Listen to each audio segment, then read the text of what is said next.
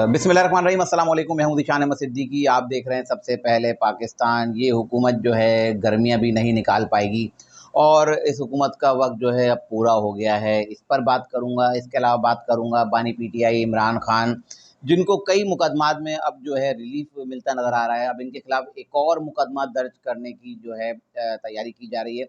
इसके अलावा बात करूंगा मौलाना फजलुर रहमान जो है पाकिस्तान छोड़कर जाने के लिए तैयार हो गए। तो ये 3 खबरें हैं, इन 3 खबरों के साथ आज मैं हाज़िर हुआ हूँ। तो मैं अपनी पहली खबर जो है इमरान खान से शुरू करता हूँ।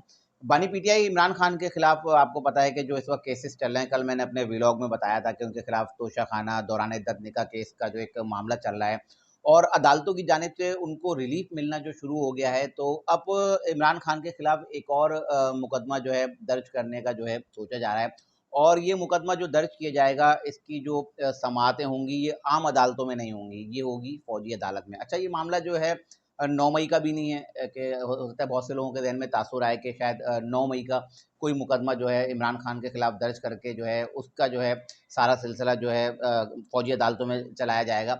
अब इमरान खान ने आपको पता है कि अडियाला जेल में उनके खिलाफ जो है 190 मिलियन पाउंड केस की समाअतें हो रही थी। तो इस दौरान वो मीडिया नुमाइंदगान से गुफ्तगू करते रहे हैं।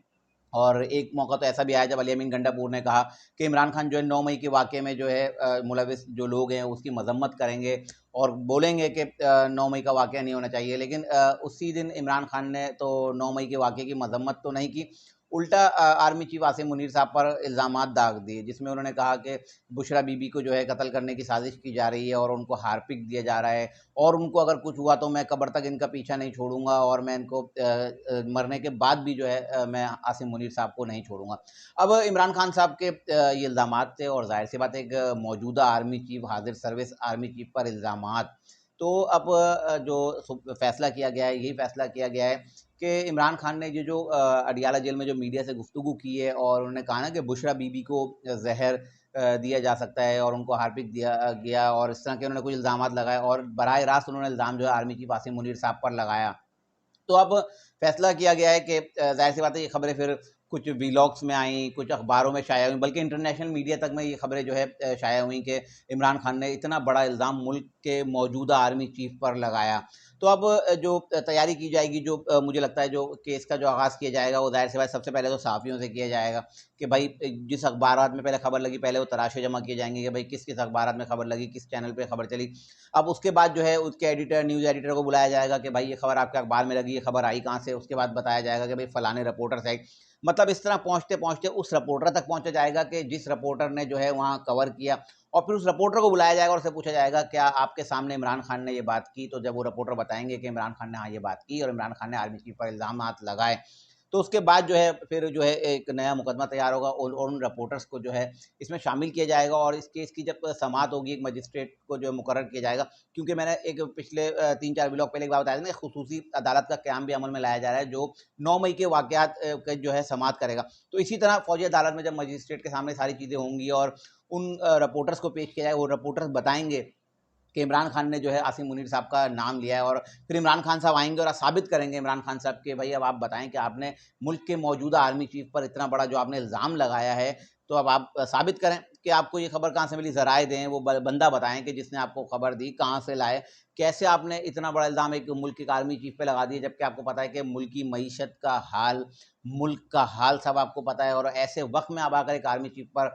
जो है इतना बड़ा इल्ज़ाम लगा रहे हैं। तो इमरान खान साहब के लिए अब जो एक नई मुश्किल पैदा होने जा रही है, जो मेरे पास मुख्तलिफ ज़राए से खबर है।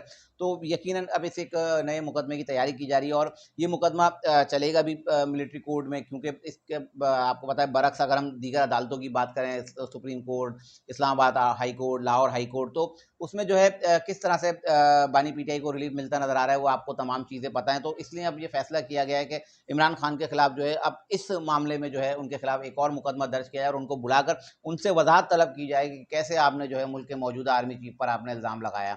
इसके अलावा दूसरी खबर थी मेरी मौलाना फजल रहमान साहब के हवाले से। मौलाना फजल रहमान साहब कल एक टीवी चैनल में इंटरव्यू दे रहे थे और इंटरव्यू में उन्होंने बताया कि एक प्लानिंग के तहत जो है जेईवाई को दबाया गया और हमारी ताकत को छीना गया। हम अपना हक जो है छीन कर भी लेंगे और हम अपना हक नहीं छोड़ेंगे। हम जो है अपना हक जो है जिन्होंने हमसे जो है जबर से जुल्म से हमसे जो है हमारा हक छीना गया, हम वो छीनेंगे, हमें ग़ुलामी मंजूर नहीं है और मैं ये मुल्क छोड़ कर चला जाऊँगा और मैं तैयार भी हूँ कि मैं मुल्क छोड़ कर चला जाऊँगा। अगर हमें हमारा हक नहीं मिलता तो मैं ये मुल्क जो है छोड़कर चला जाऊँगा। यानी कि मौलाना फजल रहमान साहब भी जो है अब आ गए गुस्से में, तैश में। उन्होंने कहा कि मैं ये मुल्क छोड़कर चला जाऊँगा।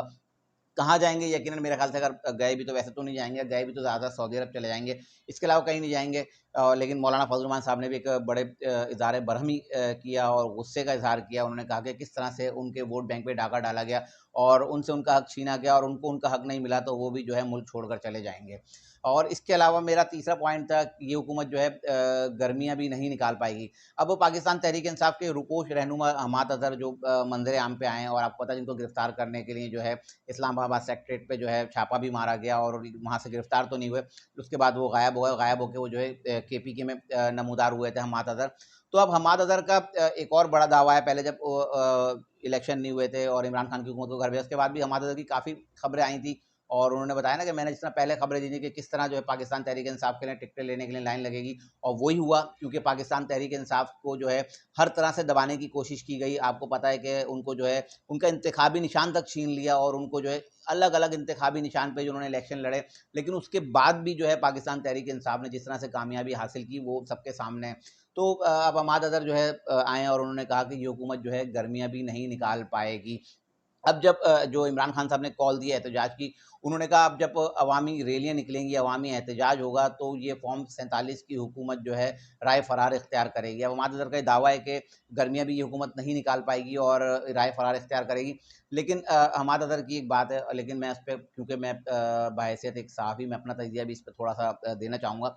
मुझे नहीं लगता कि हमाद अज़हर साहब की ये बात दुरुस्त साबित होगी। ये हुकूमत का मैं पहले ही बता चुका हूँ कि ये हुकूमत अपनी मुद्दत पूरी करेगी, क्योंकि हमाद अज़हर साहब ने कहा है कि ये गर्मियाँ नहीं निकाल पाएगी। तो मैं हमाद अज़हर साहब से खाली क्योंकि मेरा किसी सियासी जमात से कोई इख्तिलाफ़ नहीं है, क्योंकि मैं एक राय दे रहा हूँ, तो हमाद अज़हर साहब मुझे नहीं लगता कि आपकी ये बात सही होगी, क्योंकि ये हुकूमत मुझे लगता है कि 5 साल पूरी करेगी। आपकी अपनी राय है, आपकी राय का भी एहतराम है, क्योंकि हर शख्स अपनी राय दे सकता है। लेकिन मुझे नहीं लगता कि ये हुकूमत जो है इस गर्मियों में, बल्कि ये पूरे 5 साल करके जाएगी। 5 गर्मियाँ और 5 जून और 5 जुलाई ये हुकूमत जो है ज़रूर निकालेगी। ये थी आज की कुछ इंतहाई अहम खबरें जिसके साथ हाज़िर होते हैं। इंशाल्लाह मज़ीद खबरों और नए तजज़िये के साथ फिर हाज़िर होऊँगा। तब तक के लिए इजाज़त दीजिए। अल्लाह हाफ़िज़।